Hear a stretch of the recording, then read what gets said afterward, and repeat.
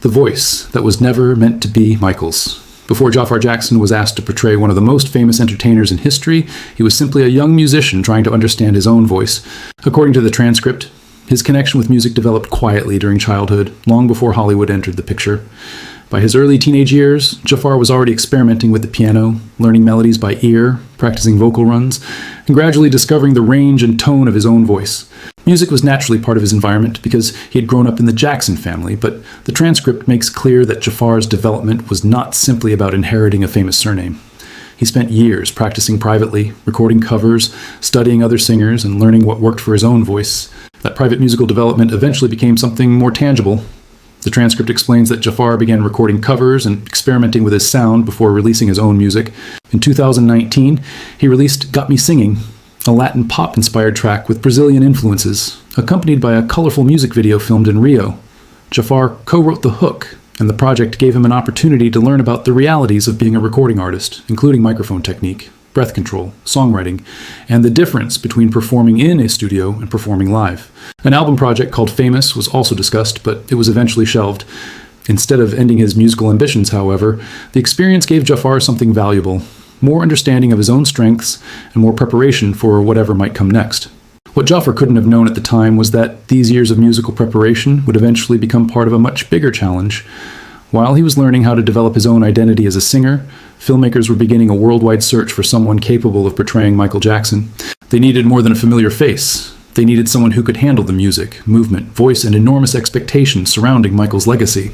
Jafar had never set out to become a replacement for his uncle, and his earlier musical work had been about discovering himself rather than recreating someone else. But suddenly, the skills he had been developing for years were about to be tested in a completely different way. The world was about to discover Jafar not simply as Michael Jackson's nephew, but as a performer standing at the center of a role that very few people would have dared to accept. The audition that changed Jafar's life.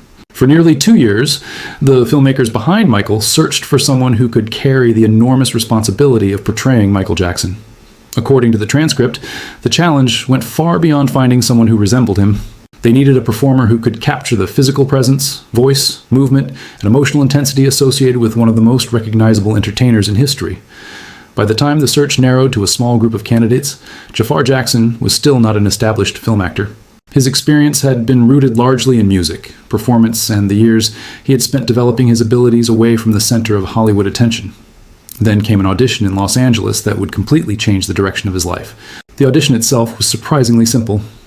According to the transcript, Jafar entered a room with little more than a camera, a folding chair, and a short scene to perform. There was no elaborate production surrounding him, and no attempt to overwhelm the casting team with spectacle. What caught director Antoine Fuqua's attention was something much more natural. The transcript specifically highlights Jafar's hands, and the way he moved them while speaking, suggesting that certain physical qualities associated with Michael seemed to appear instinctively, rather than through imitation. Producer Graham King later described Jafar as someone who organically personifies Michael. That distinction was crucial because the filmmakers weren't simply searching for someone capable of copying Michael's appearance. They were searching for someone who could make the character feel believable from the inside out. Then came the phone call that changed everything. According to the transcript, Jafar's phone began buzzing for hours as the news spread that he had been chosen for the role. At just 26 years old, he was suddenly preparing to lead a major Hollywood production about his own uncle, one of the most famous performers the world had ever known. But the excitement was accompanied by an enormous responsibility. His family connection could explain why he was considered, but it couldn't guarantee that he would succeed. The transcript recalls a simple message from his father, Jermaine Jackson. "Prove it." Those words captured the challenge waiting ahead. Jafar had earned the opportunity, but now he had to demonstrate that he could carry it. The audition had opened the door, but everything that followed would determine whether he could truly step through it. The backlash before filming even started. The moment Jaafar Jackson was announced as the actor who would portray Michael Jackson, the conversation around the film changed. According to the transcript, the announcement immediately created enormous expectations, because Jafar wasn't simply another actor taking on a famous musical figure. He was Michael Jackson's nephew, which meant audiences were going to examine every detail of his performance with an unusually critical eye. The resemblance could generate excitement, but it also created a difficult question. Could someone from inside Michael's own family actually convince the world that he could portray him?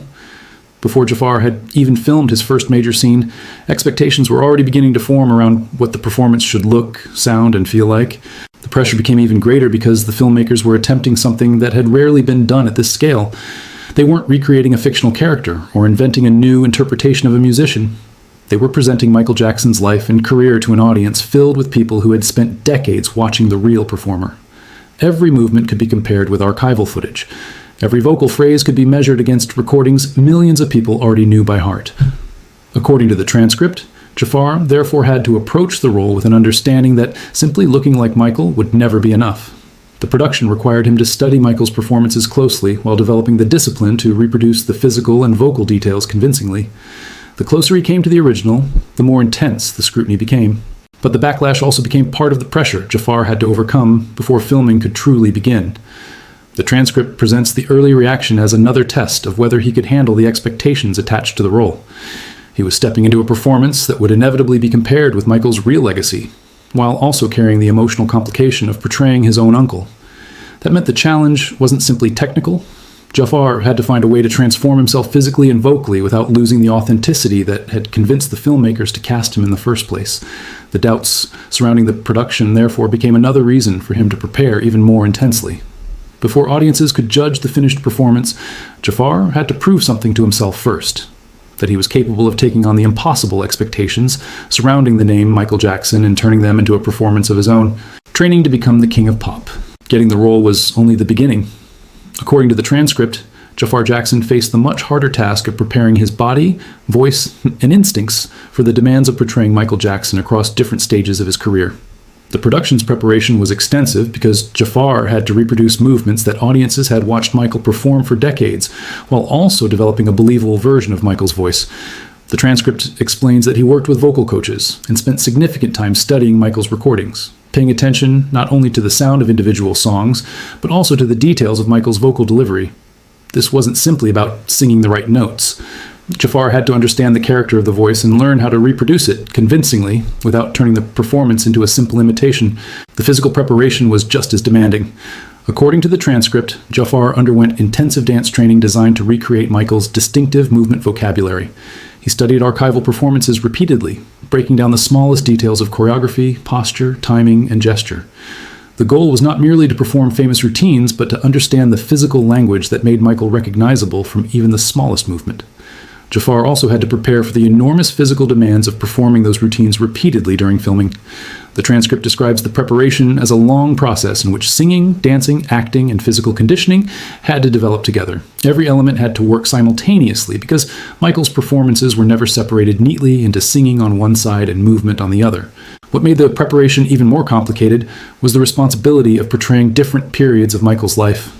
The transcript explains that Jafar wasn't being asked to recreate one single version of Michael. The film required him to move through different stages of his career, meaning his appearance, physical presence, voice, and performance style had to evolve as the story progressed.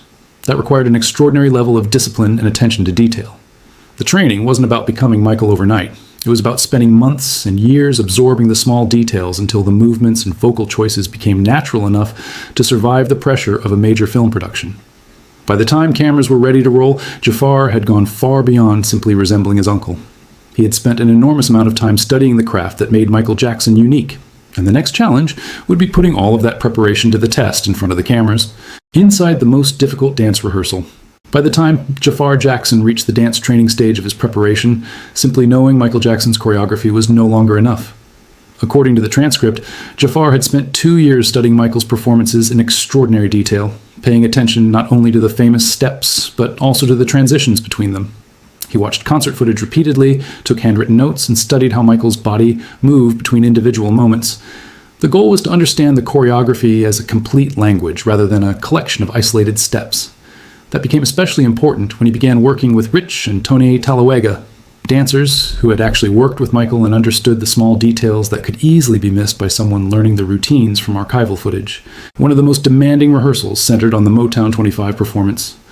The transcript describes Rich and Tone Talawega standing at the front of the room as Jafar attempted the routine again and again, with the 16th run of the morning still not being enough to satisfy the standard they were pursuing. These weren't simply ordinary dance instructors.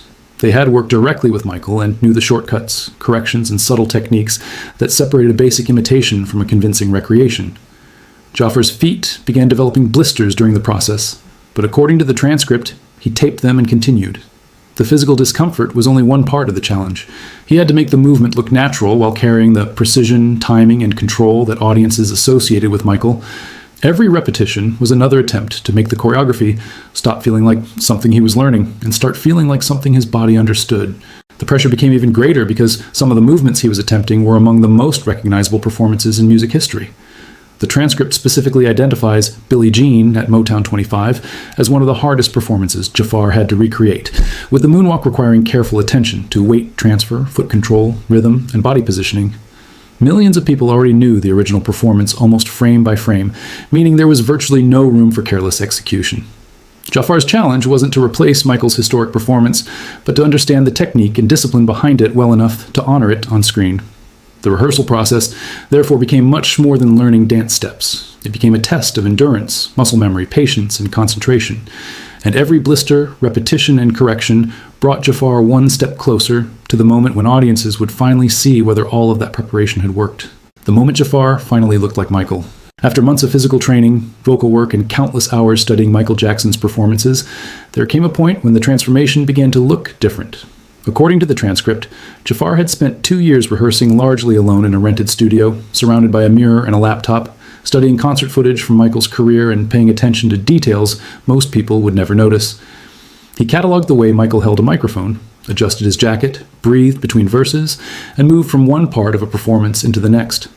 The objective was never simply to reproduce Michael's famous appearance. Jafar was trying to understand the internal rhythm of the performer, allowing the movements to become instinctive rather than something he consciously remembered from rehearsal. The transformation became even more striking when Jafar began mastering Michael's voice. The transcript describes him isolating Michael's speaking voice from interviews and repeatedly practicing individual phrases until the cadence became familiar. He read newspaper articles, poetry, and script pages in that register, while his singing preparation involved comparing a cappella recordings with Michael's originals and adjusting details such as vibrato width and attack speed. The work was so demanding that some mornings Jafar could barely speak above a whisper, forcing him to rest before beginning again. Eventually, during one of the studio recording sessions, the sound engineer reportedly questioned whether Michael's original vocal files had accidentally been mixed into the recording. Jafar's reaction was simply to smile. For him, that moment represented something much deeper than resemblance. It suggested that the months of painstaking vocal work had finally produced the sound he had been trying to find. But the visual transformation depended on everything happening together. His voice, posture, movement, timing, and physical control all had to work as one. The transcript explains that Jafar's preparation was designed to move him beyond simply playing his uncle and toward actually inhabiting the character. His dance instructors had already pushed him through repeated runs of the Motown 25 routine, while his private study had taught him to recognize the small transitions that made Michael's performances distinctive. The moment he began combining those elements, the transformation became less about copying an icon and more about creating a believable screen presence. Jafar wasn't trying to erase himself or claim that he was Michael Jackson. He was building a performance from thousands of small observations, repetitions, corrections, and sacrifices. And eventually, after all those hours in front of the mirror, the distance between Jafar studying Michael and Jafar performing Michael began to disappear. The voice that made everyone look twice. The hardest part of becoming Michael Jackson, according to the transcript, was not the look, it was the voice. Jaafar Jackson understood that audiences could forgive small differences in appearance, but they would immediately recognize anything that sounded wrong. Michael's voice had an unmistakable quality in both conversation and performance. So Jafar approached the challenge, almost like an athlete training a muscle. He isolated Michael's speaking voice from interviews and spent entire afternoons repeating the same short phrase, "I love you, thank you." He then read newspaper articles, poetry, and eventually script pages using the same register and cadence. Singing required an entirely separate routine. Jafar recorded a cappella versions and compared them against Michael's originals, carefully adjusting details such as vibrato width and attack speed. The training became so intense that it began affecting Jafar physically. The transcript says the constant vocal work left his vocal cords strained, with some mornings when he could barely speak above a whisper. Instead of treating that as a reason to abandon the process, he rested when necessary and returned to the work. He even placed affirmations around his rehearsal space and repeatedly spoke them using Michael's cadence until the delivery began to feel natural. The objective wasn't simply to produce a similar sound for a few lines. Jafar wanted the voice to become consistent enough that it could survive an entire performance, including the emotional changes between dialogue, singing, and quieter moments. He was trying to understand the mechanics behind Michael's voice while also capturing the feeling that made it recognizable. Then came the moment that gave Jafar a private confirmation that all those hours were beginning to work. During studio scenes recorded without backing tracks, the sound engineer reportedly asked whether Michael's original files had accidentally been mixed into the recording. Jafar didn't answer with an explanation or celebration. According to the transcript, he simply smiled and said nothing. That reaction made the moment even more significant because Jafar knew exactly how much work had gone into reaching it. He had spent years studying Michael's performances, months refining his speaking and singing voice, and countless hours repeating phrases until they felt instinctive. Now someone working on the recording had briefly questioned whether they were hearing Jafar or Michael. It wasn't proof that the transformation was complete, but it was the kind of moment that showed him the impossible task was becoming real. The nephew who had once been developing his own voice was now standing behind a microphone, sounding close enough to his uncle to make an experienced professional look twice, training where Michael once rehearsed. For Jaafar Jackson, studying Michael Jackson through recordings and archival footage was only one part of the transformation. According to the transcript, he eventually took his preparation into a place connected directly to Michael's own working life, Havenhurst, the Jackson family estate in California. Jafar trained there for weeks in the same mirrored room where Michael had once perfected his routines. The experience gave him something that a rehearsal studio could never provide. Instead of studying Michael from a distance through a screen, Jafar was physically standing in an environment that had once surrounded his uncle's creative process. The transcript describes the space as carrying decades of rehearsals in its floors and walls, including a slight dip in the floorboards created by years of dancers repeatedly practicing in the same area. Jafar noticed that detail and began positioning his spins on the exact spot, incorporating the environment into his daily training. The significance of Havenhurst wasn't simply emotional. Jafar approached the experience as part of his practical preparation. According to the transcript, crew members who visited the estate noticed a change in his energy. He became quieter and more focused, as though the surroundings had encouraged him to concentrate even more deeply on the smallest elements of Michael's movement. The room itself taught him something important about performance: economy of motion. Every gesture had a purpose, and Jafar began learning to remove movements that didn't contribute anything to the performance. Instead of adding more and more imitation, he was learning that Michael's effectiveness often came from knowing exactly when to move and when to remain still. The physical environment became another teacher, helping Jafar understand the difference between simply performing a choreography and controlling every detail of a performance. But the Havenhurst training was only one part of a much larger process. The transcript explains that Jafar built a chronological archive covering decades of Michael's career, from Jackson 5 television appearances and Motown 25 to the bad, dangerous, and history eras. He watched the performances so many times that he could anticipate camera changes, but he also studied the moments when things went wrong, rehearsal clips where Michael dropped a spin or missed a beat. Those imperfections were important because they revealed the human being behind the polished performances. Jafar wasn't trying to memorize only the moments audiences considered perfect. He was studying the complete performer, including the small details that made Michael's movements feel natural rather than mechanical. By training in a room where Michael had once rehearsed and combining that experience with years of archival study, Jafar was gradually moving beyond imitation and toward understanding the person whose legacy he had been entrusted to portray. The first time the world saw Jafar as Michael. After years of preparation, there was finally a moment when Jaafar Jackson had to stop training in private and allow the world to judge what he had created. The transcript describes the pressure surrounding the first major public glimpses of his performance as enormous. Michael Jackson's voice was one of the most recognizable in the world, and Jafar knew audiences would notice every mistake. He had spent countless hours studying recordings, interviews, and performances, carefully reproducing Michael's soft tone, rhythm, breathing, timing, and vocal delivery. The goal was never to make the performance sound like a simple impression. Jafar wanted the voice to carry the warmth and emotion that had made Michael's speaking and singing style so distinctive. At the same time, he had worked relentlessly on the physical side, breaking down movements such as the moonwalk until they stopped looking like choreography he was attempting and began flowing naturally as part of the performance. Then came one of the biggest tests of the entire production, recreating Michael Jackson's legendary 1988 Human Nature performance at Wembley Stadium. According to the transcript, this was no ordinary film sequence. Fans had watched the original performance for decades, and every step, pause, expression, and movement was already deeply familiar to millions of people. Jafar couldn't depend on his family name to make the scene believable. Every movement had to feel authentic, while still respecting the original performance rather than simply copying it. The transcript describes this as the moment Jafar had spent years preparing for, the point where the private rehearsals, vocal training, dance boot camps, and archival research would finally be tested in front of cameras. He wasn't attempting to replace the original Michael Jackson performance. He was attempting to bring that memory back to life for a new generation. And then, audiences finally saw the transformation. The transcript describes the first full makeup test as another major turning point, with hours spent applying prosthetics, styling wigs, and perfecting the smallest details so that Jafar could look convincing from every angle. But the response to the finished performance went beyond appearance. Critics began describing Jafar as a star, with one review saying that he didn't simply imitate Michael, he became him. Other praise focused on his ability to move between vulnerability and command, his quiet speaking voice, and the explosive energy he brought to the microphone. Even Jafar seemed surprised by the reaction. According to the transcript, Antoine Fuqua sent him a screenshot of one rave review with the simple instruction, "Print this out." Yet the most meaningful reaction came from his grandmother Catherine, whose small nod during the premiere meant more to Jafar than any award could.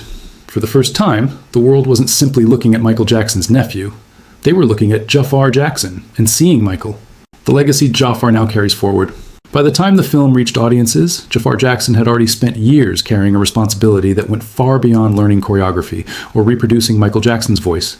He had spent 2 years in isolation preparing for the role, countless hours rehearsing, studying archival performances, training his voice, and learning the smallest details of Michael's performance style. According to the transcript, the response eventually showed that the work had connected with audiences on a much larger scale than anyone could have predicted. The film's opening weekend generated $97.1 million domestically and $217 million globally, while the worldwide box office eventually passed the billion-dollar mark 6 weeks after release. For Jafar, however, the achievement wasn't simply about the number. When he called his father after the film crossed the billion-dollar milestone, his voice reportedly broke as he said, "It's not me, it's his music." His father, Jermaine Jackson, answered with a reminder that captured the complicated nature of the achievement. It's both. The impact of the film also extended beyond the box office. According to the transcript, Michael Jackson's music experienced a significant resurgence after the movie's release.